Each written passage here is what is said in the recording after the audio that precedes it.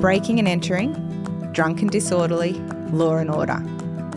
A former prosecutor and a defence lawyer, not your typical pairing. And the result? Conversations about crime and punishment that are guaranteed to get you thinking. Welcome to Justice Matters, a weekly podcast with Lizzie Green and Joe Crowley. Our episodes are available every Monday on Apple Podcasts, Spotify and YouTube. Follow us on Instagram and TikTok at Justice Matters Pod for clips. Enjoy the episode. This episode contains descriptions of domestic and family violence, child murder and suicide. Listener discretion is advised. If this causes you any concerns, we will put links in the show notes to support services. Hello, Lizzie. Hello, Joe. How are you? Well, I'm very well, but I'm a little nervous about the content for today because it's quite heavy. Okay. Which happens a lot, but I know. We are a true crime podcast. We are, I know, but we seem to really delve into the depths of the worst of the worst. Yeah.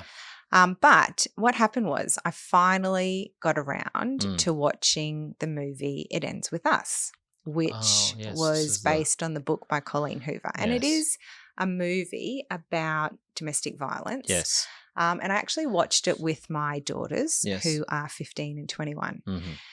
And we finished the movie and they were quite emotional. And they're like, oh, what did you think? And I was like, I'm angry.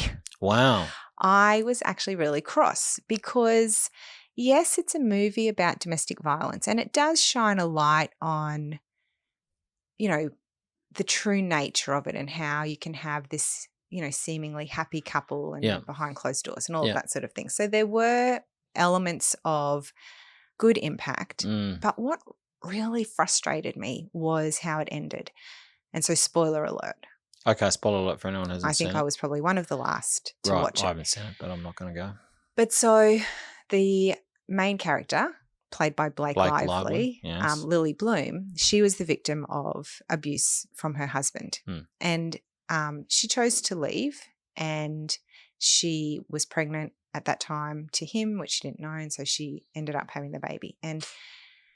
And what really upset me was that, A, she left and he did pretty much just let her go.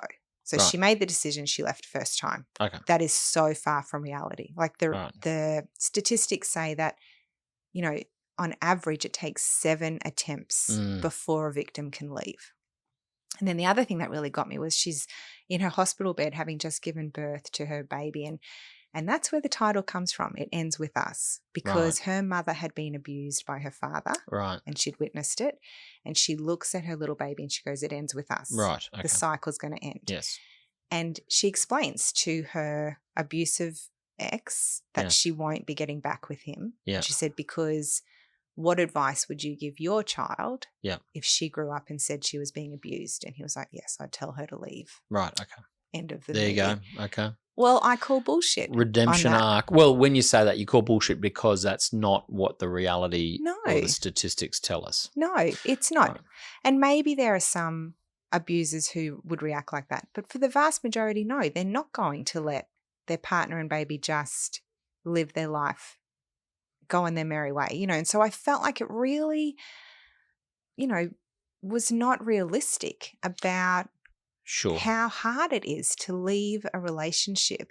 And then I was thinking, you know, if partners actually thought about their children more, we wouldn't have so many cases where partners have used the children as a means of revenge against their victims, because we know that so many partners have killed their own children in an act of revenge against their spouse. And so I was really thinking about all of that. And so then I was doing a little bit of research. And if you kill your own child, it's called filicide. And I've felt for a really long time that I don't think that the children of abusers are necessarily given enough protection. So if you have a domestic violence relationship between the spouses, and that comes to light and they separate, the children of that marriage or that partnership, if they have not been victims themselves of of physical abuse or whatever it might be, then it's very normal for the abusive partner to still retain access and or custody at times to those children. Well, in a legal sense, I think you're conflating a couple of things. So, in my experience, the Domestic and Family Violence Act in Queensland provides that witnessing domestic violence is an act of domestic violence, and so children are, as a matter of course, it seems to me, added to domestic violence orders so that the person against who the order is made cannot commit an act of domestic violence against them either, even if they haven't been victims of physical violence. So then you talked about access, which is a family law matter. Yes. And the judges in family law are dealing with a slightly different question because what's in the child's best interest there. And so, the idea that it is in the best interest of children to have zero contact with one of their parents, in the cases you're describing with their father, that's a pretty extreme order for the court to make. Not that they don't make that order, and I think probably make it reasonably frequently, but maybe it's not the standard order. The standard order would be give some contact, and in fact, in a circumstance like one you're describing where there's physical violence, it would be contact at a contact centre so that they do get the contact, but they're being supervised all the time. Well, you say that as though that's par for the course, and maybe in more recent times there has been some greater recognition that that's how it has to be. And I know there's been some reforms to the Family Law Act, and I'll come to those. But for a long time, the best interest of the child was to have contact with both parents. And whatever it might say under the Domestic Violence Act, in the family court, they weren't victims if they weren't suffering the abuse themselves, and so it meant that we have had for a very long time this ability of an abuser to have legal access to their children, and that is how they have been able to then kill them. All right. I assume you're taking this from examples, which you're going to talk about. I am. So anyway, before I get to my examples, while I was looking into this issue, I came across a July 2024 report that was produced by ANROSE, which is Australia's National Research Organisation for Women's Safety. They do a phenomenal amount of work in that field. And it was in conjunction with the Australian Domestic and Family Violence Death Review Network, so the two organisations.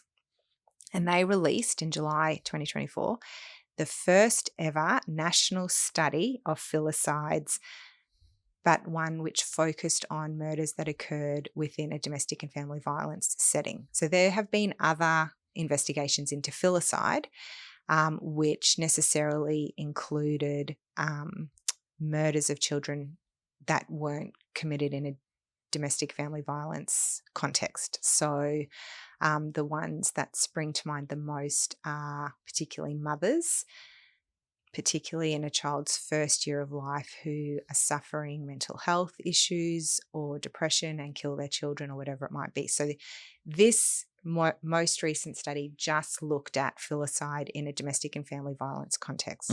First one of its time. Sure. Interesting way to define it, but yeah. Why? Well, because you are sort of defining it to get the answer you want. The statistics, and I don't have them to hand, that are so filicide is parents killing children. Yes. And as I understand the statistics, men and women kill their children at the same rate.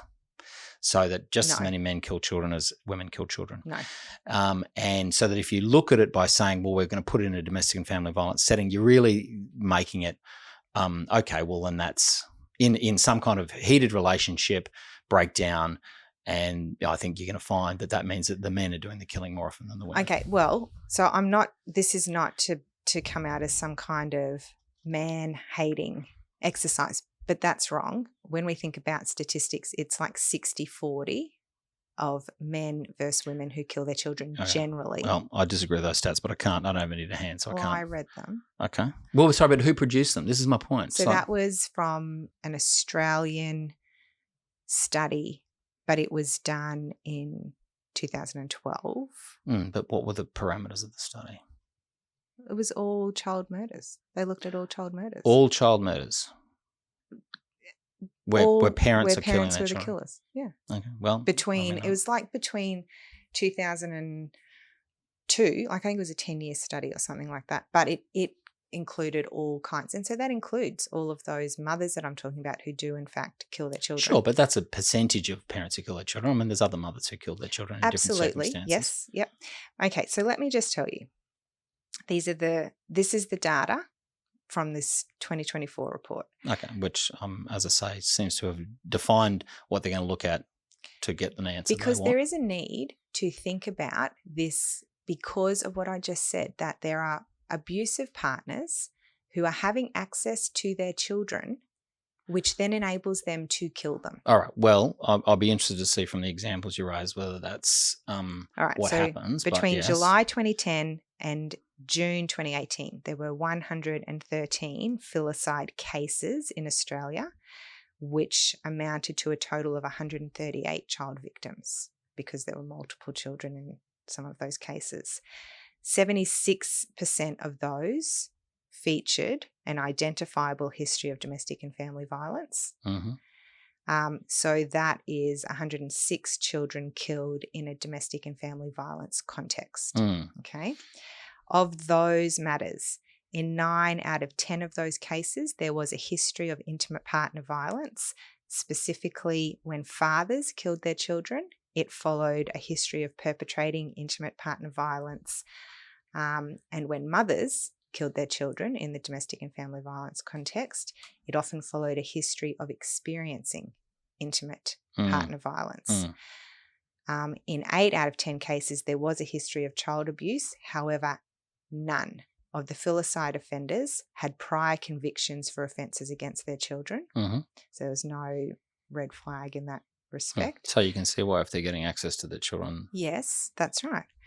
And the report concluded that any intimate partner violence needs to be seen as a risk to children's safety. It emphasised the importance of highlighting that intimate partner violence impacts children. Child sexual, physical and emotional abuse often coexist alongside a parent's use of intimate partner violence, but even where these direct forms of abuse do not occur, children are experiencing the acute and chronic impacts of living in a home where violence is present. So that was a big summary. red flag from this report. Sure, but the problem is it depends on how you're defining intimate partner violence, because I wouldn't be surprised if they're jumping between definitions. So the definition you get actually covers things that aren't violence at all. So if you define intimate partner violence as things that aren't actually violence as well as actual violence, and then you say that, well, that picks up just about everybody who's going through the DV courts. So this says gender breakdown. And I do absolutely acknowledge that women are often or are guilty of the filicide offences as well. But 68% of offenders of filicide were men and 32% were women. That's the statistic. So that 68 were? 68% of offenders of filicide were men. Yes. 32 were women. Further, 97 of the perpetrators of intimate partner violence recorded in filicide cases were men, and 96% of the victims of intimate partner violence recorded were women. So what that suggests to me is that the women who kill their children in this study were often victims of intimate partner violence who, variety of things, suffered mental health or post-traumatic stress or felt this was their only option, kill the children to save them from worse or whatever it might be. And so the men weren't suffering any of those things? Well, 97% of men were the perpetrators, not the Sure, victims. but we know that people who perpetrate violence have often been victims of violence themselves. I mean, in their early lives, they're children who came from, violent homes, Yes. and then become perpetrators. That's the whole point of this. It ends with us, I know, but there are also people who are victims of violence as children who do not go on to become. Absolutely. So, at this point, we're looking at the data on. But they looked at the data for women who are committing filicide in terms of what their mental health might be. What was the data for the men who commit filicide? What was their data like? Were they suffering from? I drew that conclusion. Sure. That it might be mental health or PTSD or. Well, it didn't say that in the fact sheet report summary of the report. the other thing that I noted was that it should not be said that abusive men are driven by separation to kill their children or that they just snapped. That was written in the report. So but why did it say that? We should focus on the significant percentage of filicides in which there was a history of abuse, demonstrating that the killing of these children was part of a pattern of behaviour. Sure, okay, problematic because you said earlier that that most of them, just correct me if I'm wrong, there was no history of violence against the children. No crimes. No crimes, okay. No convictions. Right, all right. One other thing, not really related, but which really struck a chord with me, was another finding of the report was that the victims of filicide in the report were survived by at least 122 siblings, and that's likely a significant underestimate. And those children are victims and survivors in their own right. Like, sure. I don't think I'd ever really thought about the people who survive. Yeah, so that really struck a chord. So I mentioned there was a 2012 report which looked at filicide generally. And what we can take is that the rate of filicide has been pretty steady in Australia. It's not improved. In 2021, an article that looked at the topic of parents who kill included a quote from the then Principal Commissioner for Children and Young People in Victoria, and she said, "In recent years, we've started having a conversation about the fact that nationally, on average, one woman is killed by her current or former partner a week. That was overdue and needed. We now need to have the same kind of conversation and put the same kind of focus on understanding and preventing that level of harm to children." So I think it's fair to say that it has been, in more recent years, this recognition that children are really, have been in many cases been used as a pawn in this domestic context between partners who have split up or partners who have... Well, sorry, what you said and what the Commissioner said are not totally the same things. You're talking about something much more specific, which you haven't given any stats on, which is about men killing their children because they're being used as pawns in the breakup of the relationship with the woman. Mm-hmm. So that's very specific. So in 2023, there was another article that said, "What is spousal revenge filicide and why is it on the rise in Australia?" I thought you said the stats were the same for filicides. Well, this was last year, I think, until the two reports I compared, which were looking at a different period of time to the last couple of years. But this was a 2019 Australian Institute of Criminology report that revealed that when children died in domestic murders, the perpetrators were generally men, with less than a third of so-called revenge killers being the biological mother.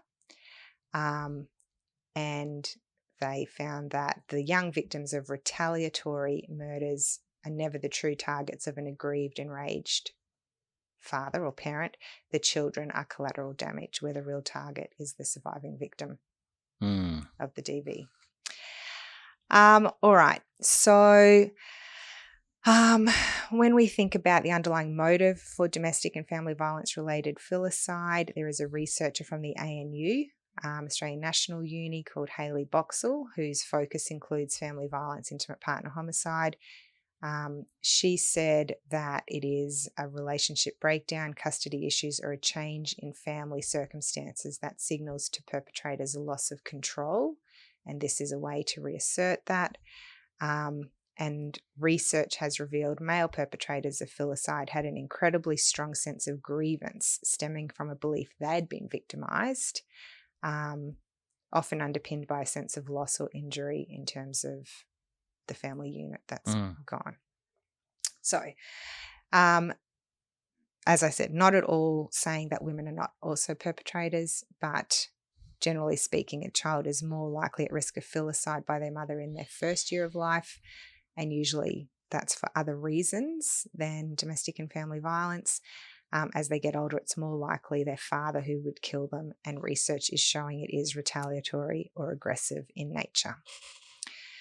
So, yes. Is that what you? Sorry, that last one, was that what you said, or was that from a report? That was from Hayley Boxall's report. Okay.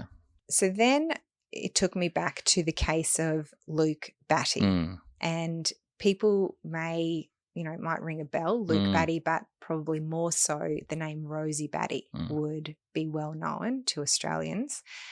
And that's because Rosie Batty, who ended up being Australian of the Year in 2015, was the mother of Luke, and he was killed by his father.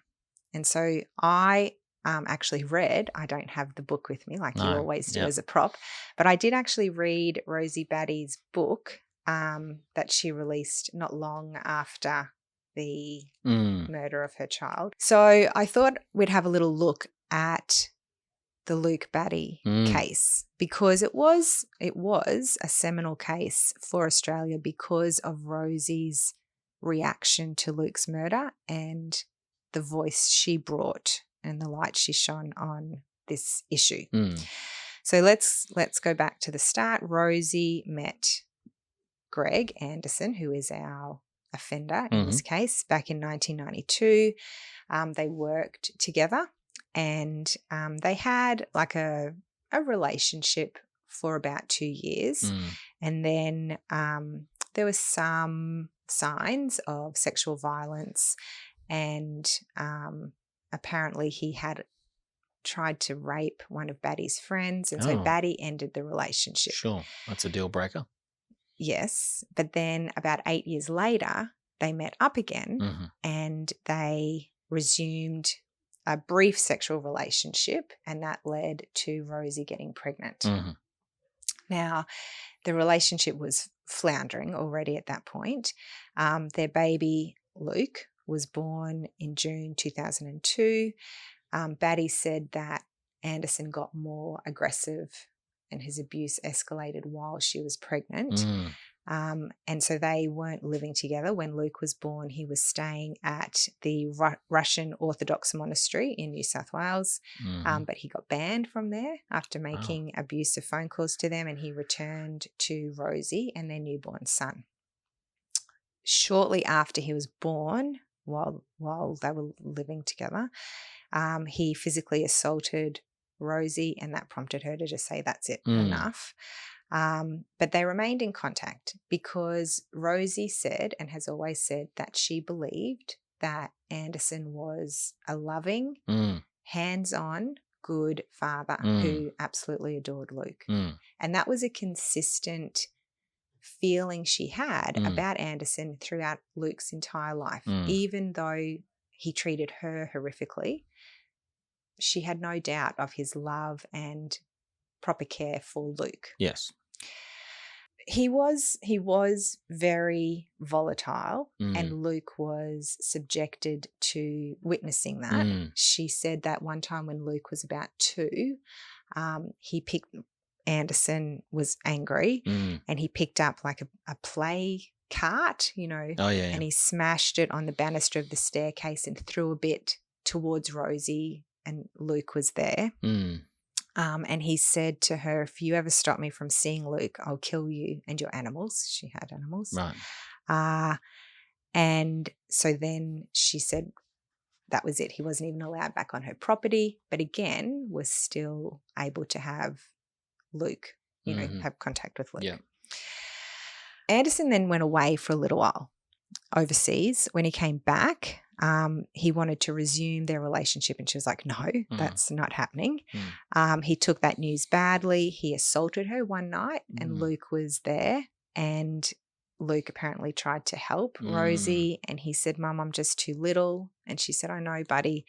One day when you're bigger, you'll be able to help me, but it's not for a little boy to help. So he was very much aware of the violence. Yeah.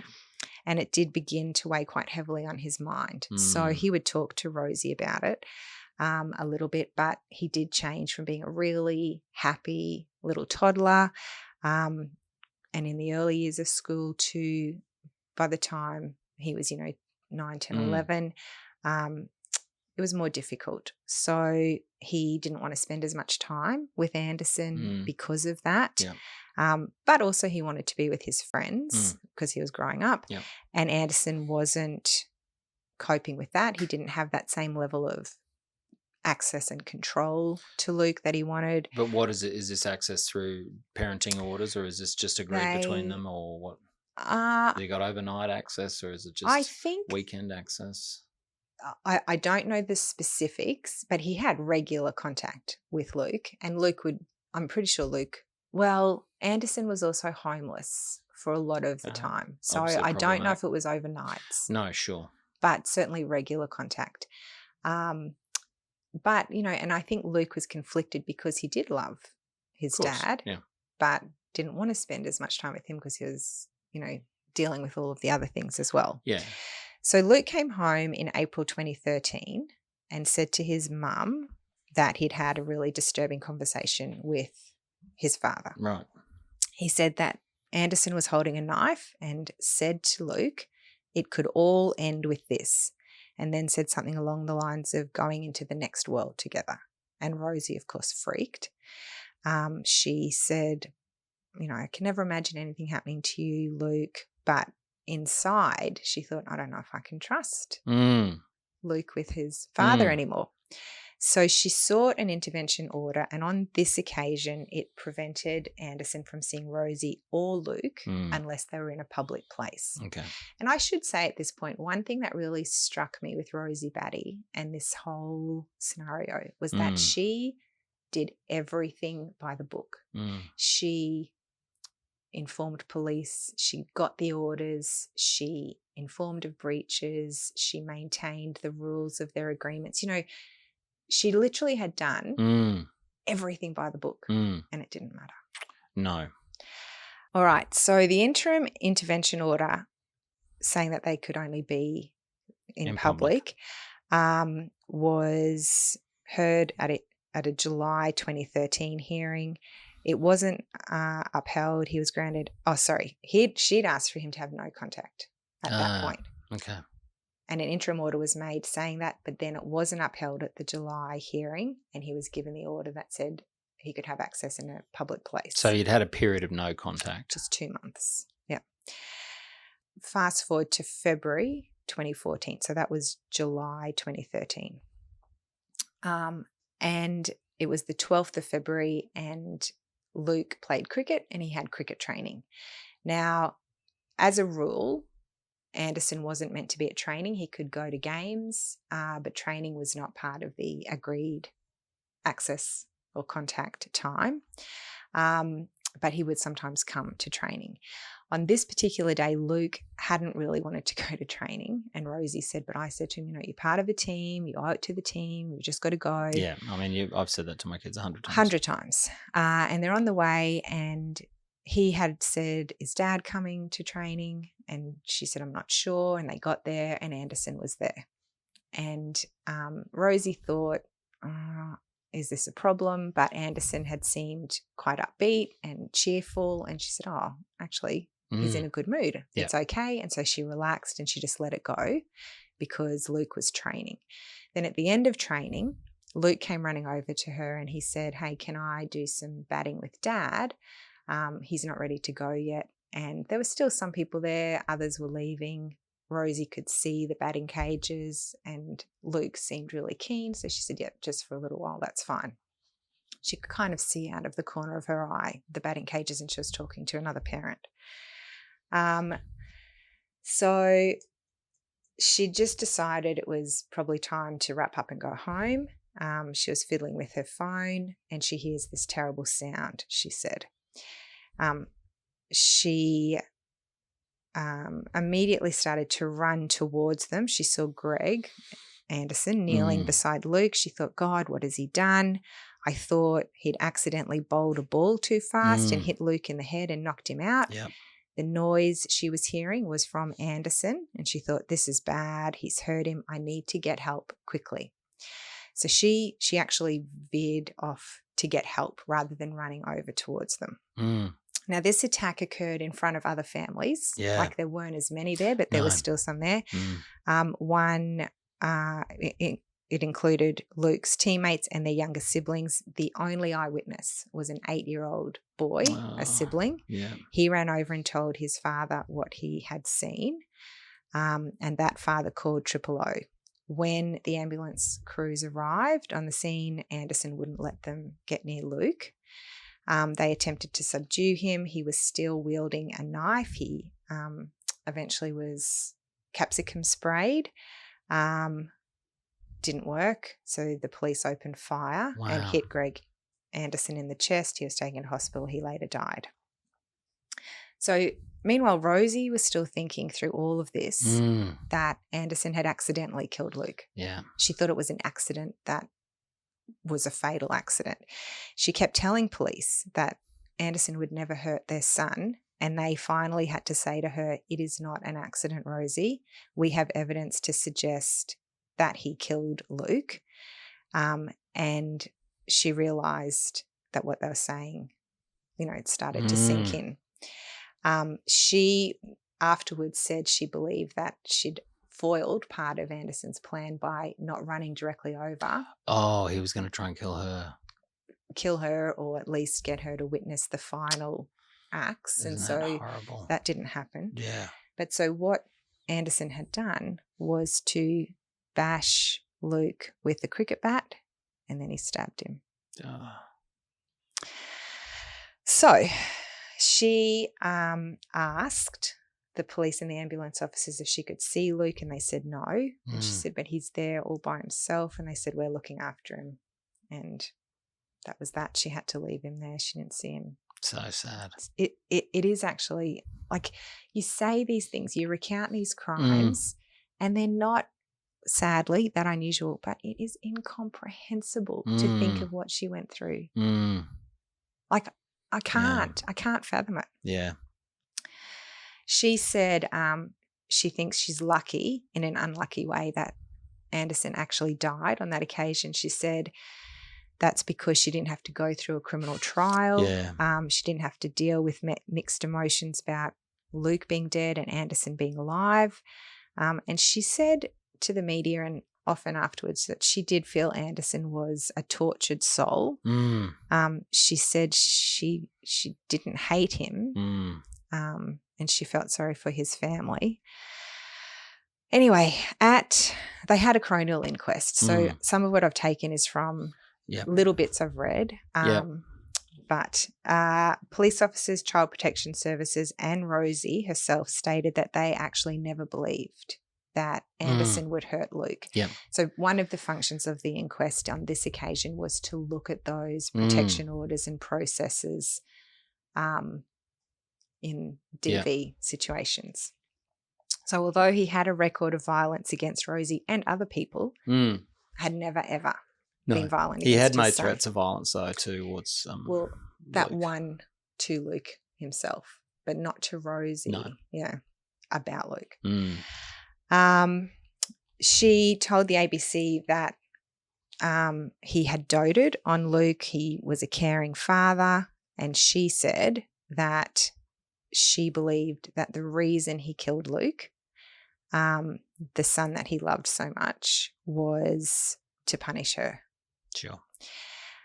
She said to the inquest, can you imagine what that feels like, that someone against all odds wants to make you suffer for the rest of your life to win? But let me tell you, by the end of this investigation, I hope you all do. This was a premeditated act. This was deliberate, but Greg was the only one who knew it.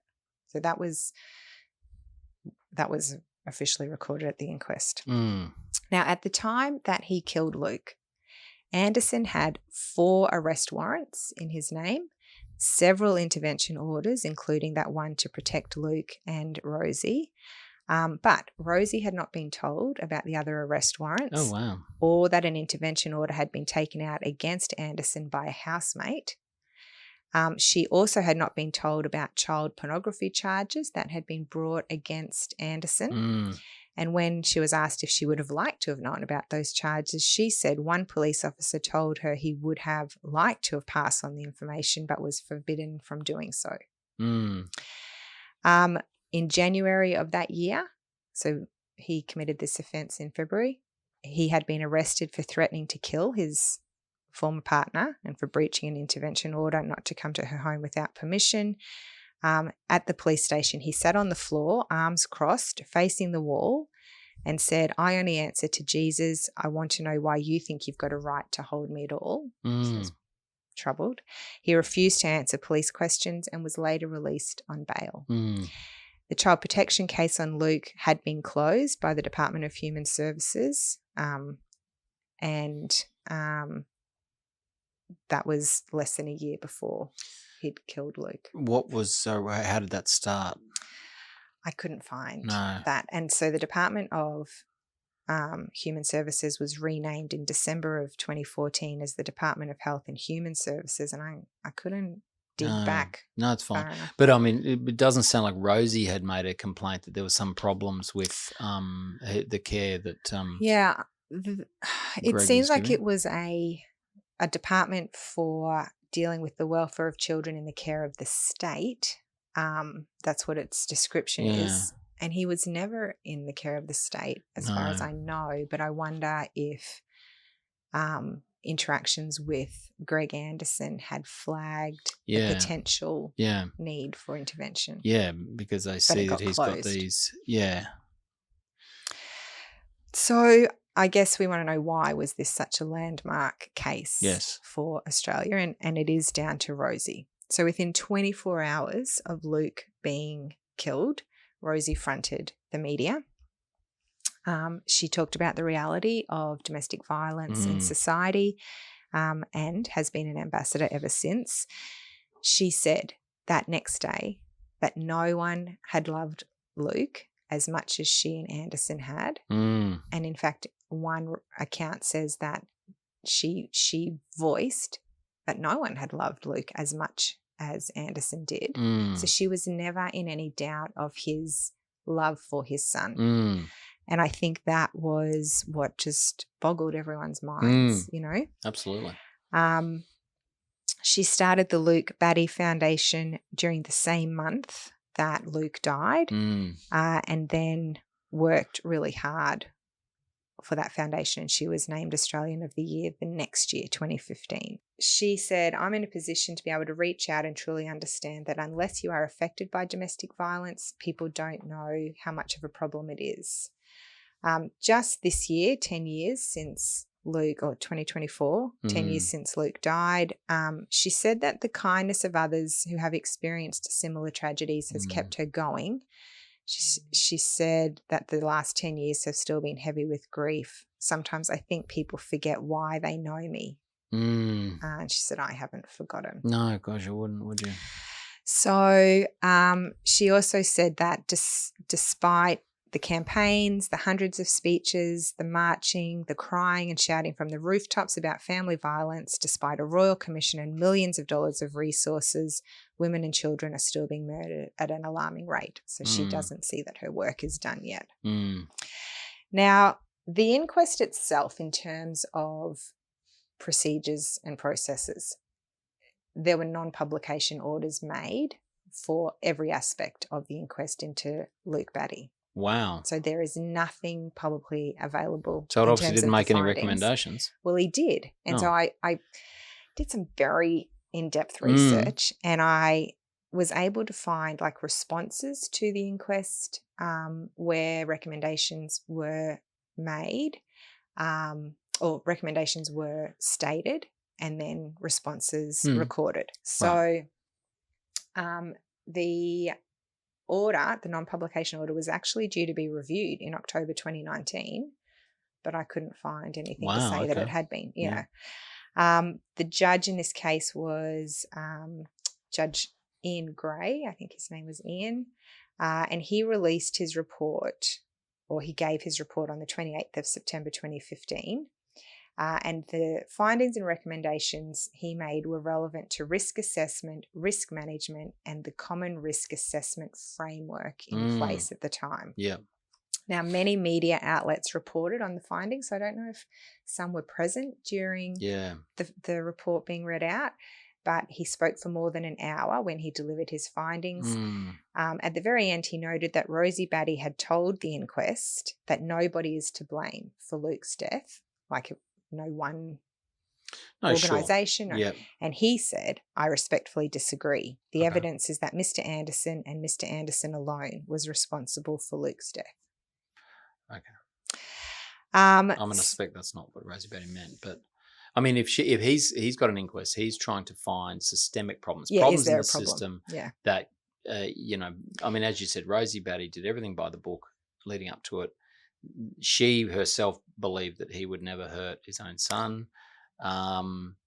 and then they have an inquest, and what comes out of it, what I take from what you said, is that they should have done a better risk assessment, and so recommendations about changing the risk assessment parameters. That's right. And I think a big part of it was because he did have fairly regular contact with police. Yes. But he was known to be homeless. Yes. And that didn't impact being given bail and, Right. that sort of thing. Yeah. And also he had been recommended to go and see a mental health professional and just point blank refused. But he did have mental health issues that were never diagnosed, treated, and maybe there were better ways to care for him in that respect. So there were 29 recommendations to tighten processes. Yeah. It was a 111-page report. I would have loved to read it, but I did not. But his finding at the end was that Luke's death was not reasonably foreseeable by any entity or person, including Miss Batty. Yeah. No one person or agency could have reasonably been expected to foresee that he would be that rare perpetrator and Luke the rare victim of a violent filicide. Yes. So, like that CRAF, risk assessment tool that they used, that has been the subject of review and refinement. Yes. There were other things like, by the time this all came through, our Queensland Not Now, Not Ever report into domestic and family violence had been completed and actioned in a lot of ways. And so this idea of information sharing amongst the different agencies and that sort of thing was held up as a positive move to better address risk assessment protocols. Yep. And so that's all things that have been looked at in terms of refining the process and obviously police processes. Yes. As I said, the question of his mental illness came up frequently in It was inquest. undiagnosed, wasn't it? Yes. So he prayed out loud. He was increasingly religious. He had hallucinations. Wow. Okay. And he was aggressive, but he also showed behaviour that was cold, intelligent, and controlled. Oh, interesting. So, yeah. He had suffered from delusions, but police officers also described him as intelligent and calculating. So it was a real mix of evidence in terms of what kind of a person he was. He avoided arrest because he was homeless and difficult to track down. Yep. He had learned that a bench warrant had been issued against him for being in contempt of court, but apparently knew of a glitch that allowed him to avoid reporting for bail. The glitch being that once a warrant is out, you don't have to report to police anymore. Oh, there you go. Nice. So he got around that little thing. No. And one of the police officers who dealt with him said he was 100% bad, not mad. Interesting. Well, I mean, he knew what he was doing. Sure. I mean, it was certainly cold. It was certainly a calculated act and pre-planned. Yeah. Oh, yeah. But I mean, the fact that his former partner and mother of the child didn't detect it does say it was hard to detect, as the commissioner, the coroner themselves said. That's right. So these police, identifying this kind of stuff. All right. So the Royal Commission into Family Violence followed the inquest. It was a 2,082-page report. Was this in Victoria? Was this national? Yeah, Victoria in 2016. So it was prompted largely by the death of Luke. Yeah. So I did have a look at that. Okay, good. But oh my God, so many pages. Yeah. But so it was those types of reforms that we talked about. So risk assessment, information sharing, that sort of thing. Yes. The task was to set directions for future family violence policy. It wasn't at all to do with, trying to determine fault or liability for Luke's death or anything like that. No, well, that has been done in the inquest.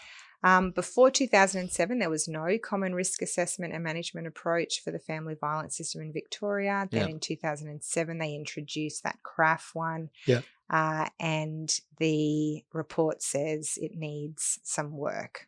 to make it a more effective risk assessment tool. Yeah. So, I mean, as I understand it, I'm not a psychiatrist or psychologist, but those kind of assessment tools are really often a work in progress. And when they, they're because it's not easy to come up with some kind of questionnaire or way to, deal with somebody to analyze exactly what kind of mental health issues they've got. And I haven't looked at it in the context of Filicide specifically, but I've certainly looked at risk assessment tools like nationally and internationally for domestic violence. Yes. And not only do you have to have the right types of questions and red flags or whatever, but you also need police who understand the nuance and have been trained. And it's a really complex area. Yeah. So, I mean, we're definitely working towards that. But so then I thought, as I was going through it all, I found other cases of Filicide. And I just wanted to go through a couple of them. Because this is not a new concept. So my first case is from 94, for example. But also I think we don't really talk about this idea of revenge Filicide. And I have often thought we can't lose the children in these domestic violence relationships, and often they are not the focus. And I think that's fair to say. Sure. So 94 was probably the earliest case I found. And this was a woman called Anne O'Neill. Her children, Kyle and Letitia, were violently killed in front of her.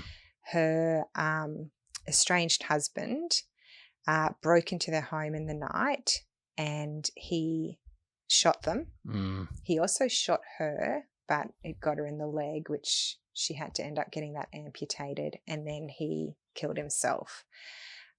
He had been stalking her for months.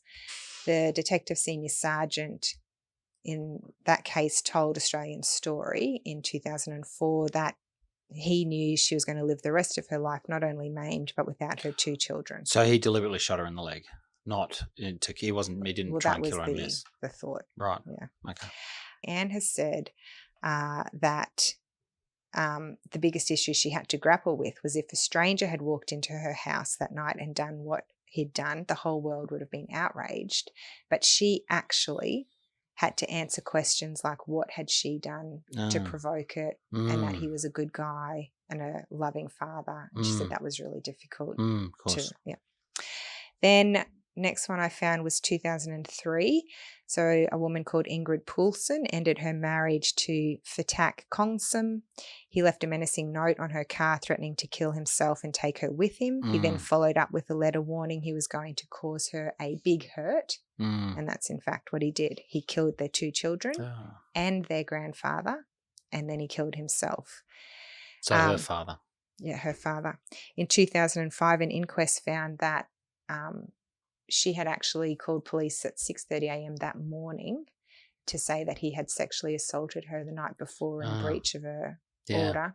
And they decided to investigate that a bit further before going to speak to him. And so by the time they would have got around to approaching him, he'd committed the offences. Then in 2004, a Queensland case, Jason Dalton, he was a One Nation politician. He was only 32 at the time. Wow. His wife, Dion, had left their 4-year marriage after 4 years of violence. She had 2 children. She did suffer a breakdown after the years of abuse. She was hospitalised with the sort of PTSD that doctors said they typically observe in soldiers returning home from combat. While she was in hospital, he demanded custody of the children. 17-month-old Jessie, 12-week-old Patrick. He thought that she would come home to him if he had the children. Sure. So he got temporary custody, but once she was released from hospital, she got primary custody and didn't go back to him. He had them on alternate weekends. He was outraged, and on one of those weekends with the kids, he sedated them both, suffocated them with plastic bags, posed them, put his ex-wife's wedding jewelry on his little girl, and then he suffocated himself. Yeah. So with that is the first case where the person has had custody and used that time to kill their children in the cases we've discussed. 2015, River and Niobe Hinder, who were aged 4 and 7, were killed by their father Charlie. He blew up the family caravan in what was found to be an act of spousal revenge. He had also intended to kill his wife in the explosion, but she wasn't in the caravan. She wasn't in the caravan. And actually a coroner said in that case, I'm of the view that the homicides of Niobe and River are a compelling example of retaliatory filicides. There was no information that he had made threats against or previously harmed either of the children in that case. Then we had 2018, John Edwards. You would remember this one, I think. He gunned down his children, Jack and Jennifer. They were 15 and 13 as they attempted to hide in a bedroom of the home they shared with their mother, Olga. So this followed a lengthy court battle with their mother. And at the inquest, unbelievable, his estranged eldest daughter from a different marriage said that he had been narcissistic and psychopathic towards her as a child. Oh, gosh. He had threatened to set fire to her family home. He'd kicked her out of the car. He abducted her younger brother. In 2011, she'd taken out an AVO against him because he was harassing her at work and sending her threatening letters. He appeared at the preschool when she was dropping her 3-year-old just behind a tree, So he had this history of doing all of this. 2 days after the deaths of Jack and Jennifer, Olga texted her stepdaughter, the inquest heard, and said, I just don't understand. Oh, because that was the problem. They had an inquest because he got a gun with all of this history of violence and threats and AVOs. Yeah. And he'd taken her through the family court, the original wife, for 11 years, trying to, get what he wanted. So he really had this shocking history. And he got the gun because when he applied, he declared that there was a refusal of a license at an earlier time because of an AVO. Yeah. The woman who was flagged to check that only looked at that refusal, even though there were 18 entries that were relevant to violence. Yeah. She didn't look at any of those. She said her job was just to look at the one where there was a refusal. And I mean, she was doing her job. Sure. She said with hindsight, she should have read all of them. Yeah. But anyway, so she just ticked it off on that one incident, and then someone else issued the license. So he got the gun. So there'd been a family court hearing between Olga and Edwards. They'd heard that the children were scared of him, that the son had started carrying a bat around because he was afraid. Yeah. And then he just tracked her with the daughter and went and shot them both. And then he went to his own house and turned the gun on himself. 2020, Rowan Baxter, who killed Hannah Clark and their 3 children. We've covered that in depth. Yes, in episode 4, but I think. But what I found interesting from that one was that in the risk assessment there, one of the things that comes up is if there's been any threats against the children. And obviously there hadn't been in that case, but he had no compunction in killing the children as well. I don't know how that's it doesn't seem to correlate. That doesn't seem to be. Yeah, well, it seems in most of these there hasn't been any threats to the children. That's right. So they put on the form when they're assessing it, has there been threats to the children? And it's one of the factors. Yeah, one of the factors. So people tick no, but you say, well, that's not the end of it. I just think that's not necessarily indicative of anything. Well, they have to put the question. I know. Okay. What I did not know was that he had gone to a psychologist right before the offences, so between December 2019 and February 2020, and he committed the offences in February 2020. And the psychologist said, he has been very open and sincere in our sessions. I have no concerns regarding his mental health. There you go. Contact with his children would be ideal, and after reviewing his parenting strategies, all seems in order for him to regain contact. Okay. Well, it turns out it was wrong. I mean, they didn't know that at the time. Holy moly. Yeah. Well, obviously presented very well. All right. 2022. Oh, I could keep going. There's so many. So many. So I guess my question is, what are the next steps? Have we made progress? And I think, yes, we have made some progress. One of the things I found is that the Family Law Act has been changed. And when only one of the cases you identified was the family law orders an issue where the kids were in the care of the father. All the other ones seem to be. No, Rowan Baxter had access to his children. He was still granted access. Sure, but he didn't kill them when he had access because they were all together with the mother. But what are you trying to say? It's not an issue? Well, sorry, I don't know what the issue is. What's the issue in the family with the Family Law Act? Oh, well, I'm just going to tell you. Family law courts no longer operate under presumption it's in the children's best interest for both parents to have shared parental responsibility. Yeah, okay. So that came in May 2024. Okay. So until May 2024, the presumption was that both parents should have. My recollection was that it was originally that, and then it was changed to shared access, and then it was changed back to that. But anyway, but what's the? I haven't seen any of these examples where that's been the issue. In any of these examples? Sorry, with the one example where of the guy from One Nation who had the kids when they were in his care and he killed them. Well, but they've all still had access to their children. Okay, so Rosie Batty's example doesn't help because she gave access. So you're saying there should just be mandatory no access but in so circumstances she had where done what she could to make sure that he only had access in a public place. Of it. Yeah, no and it criticism. still didn't protect the children. And so I don't know how the Family Law Act would have helped there. Okay, well where would the Family Law Act have helped in the Rowan Baxter case? What if he'd had no access? He wouldn't have found them when the kids were in care with mother and father? I don't know, Joe. I just feel like there's a lot of attention on the number of women who are killed fair. I am 100% behind that. But I don't think people see this filicide as, like, maybe it's that there has to be more proactive, I don't know, protection for victims of domestic and family violence who have left the relationship because the children are also at risk. Like, I don't know. Sorry, I don't either. Let me say that I recall that in the Rowan Baxter case, there was a failure in terms of the domestic violence legislation, which is Queensland Police, in that complaints had been made about him that hadn't been actioned. That's my recollection. Yes. So that's not the family law. But and I agree with you that, any child that's killed by a father or mother, we should absolutely do something about that. And if we want to have more, attention put on that, yeah, absolutely. Let's do that. But I don't see where and I'm not saying the system's perfect, but I don't see from your descriptions exactly where the systemic problems are, particularly with the family law.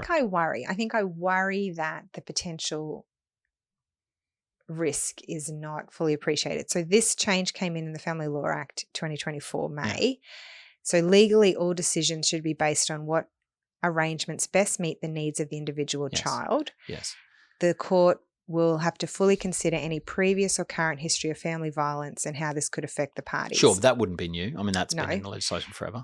But it doesn't say what risk of harm is sufficient to justify an order for one parent. But what are you asking him to give a percentage? I mean, nobody quantify. I've never seen anyone quantify it and say the risk of the father harming their children is 50%.